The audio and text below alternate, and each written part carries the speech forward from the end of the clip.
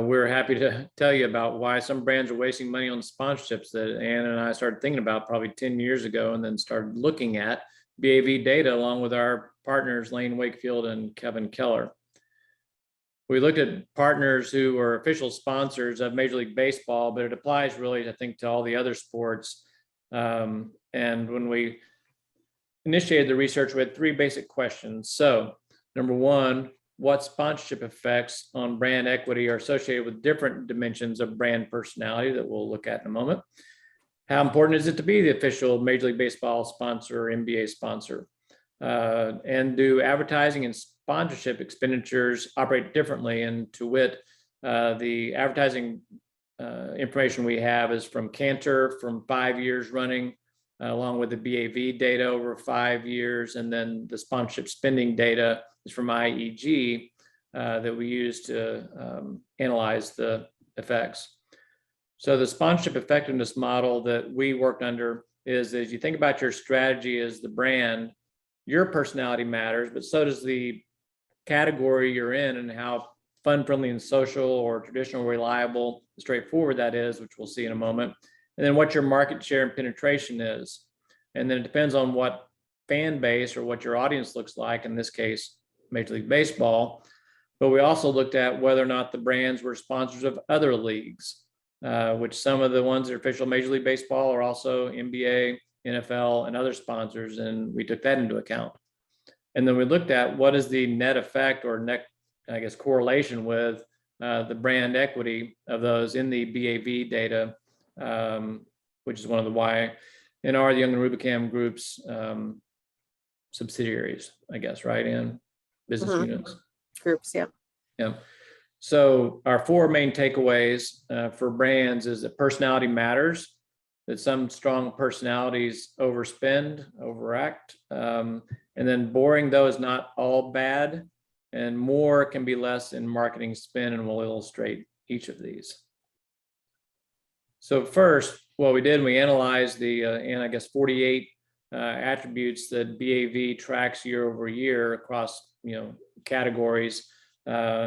We found that in the Major League Baseball fan data that brands that were seen as fun, friendly, and social in our factor analysis, and that were traditional, reliable, and straightforward, those two factors, those two sets of traits were most predictive of their brand equity and some of the other outcomes. So where your brand stands within that and across categories matters, as you can see here. And Ann, maybe you can give a little color to this. Yeah, what we find is that the brands, kind of the fast moving brands, are the ones that are highest on the fun, friendly, social, all the brands to the right. So you've got the snacks, the beer, liquor, cereal, soda and water, and the QSRs. And then the brands that are more less differentiated and are easily substituted, like credit cards, autos, home and garden, banks, financial services, where the regulation and other business model issues really make it harder for one to differentiate from another within the category. Yeah. So where you are within the category matters, and then the category itself may be more or less interesting and more or less boring.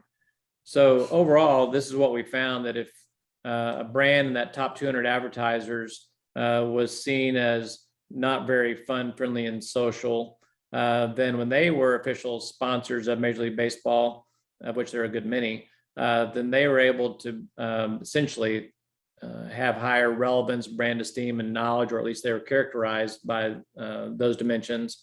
But if brands were already high and fun, friendly, and social, you can see those brands were not associated with much really gain in any of the brand equity dimensions or pillars, with a slight gain in knowledge and differentiation. Kind of the same goes with having a brand that's traditional, reliable, and straightforward. You can gain in brand stature and relevance, esteem, and knowledge, but not so much at all if you're already traditional, reliable, and straightforward.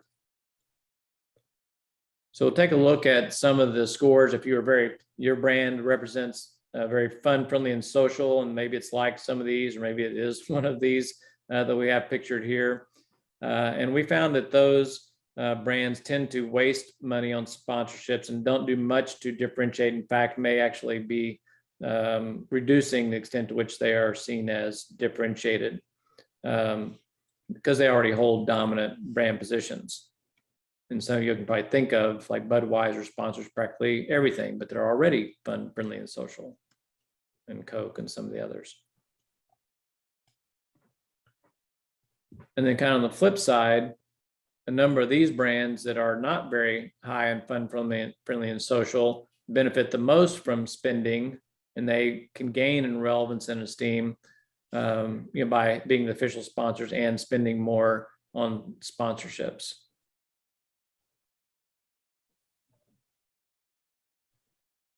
And then those that are kind of the same boat again, but remember our overall results, if your brand is not very traditional, reliable, and straightforward, like some of these brands do benefit from being the official sponsor, like we talked about SAP, the Madison Square Garden, American Family Insurance at Green Bay Packers. Some of these do stand out, or Emirates as the jersey sponsor of NYCFC.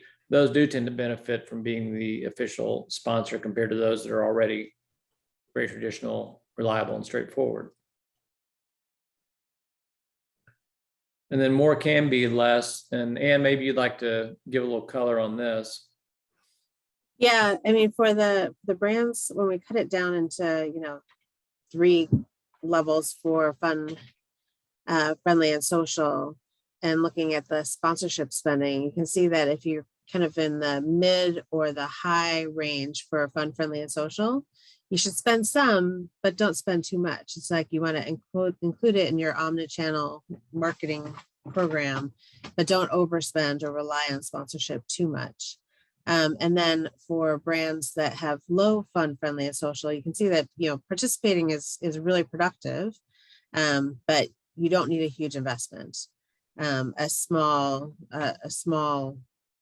participation is going to be much more optimal than trying to win over everybody through just sports sponsorships.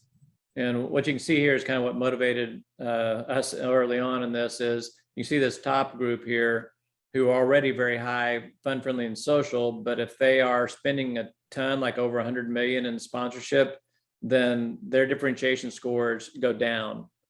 I mean, they're associated with not differentiating themselves, which sometimes would seem to be the point of being the official sponsor, to make us different. So again, overspending, not good.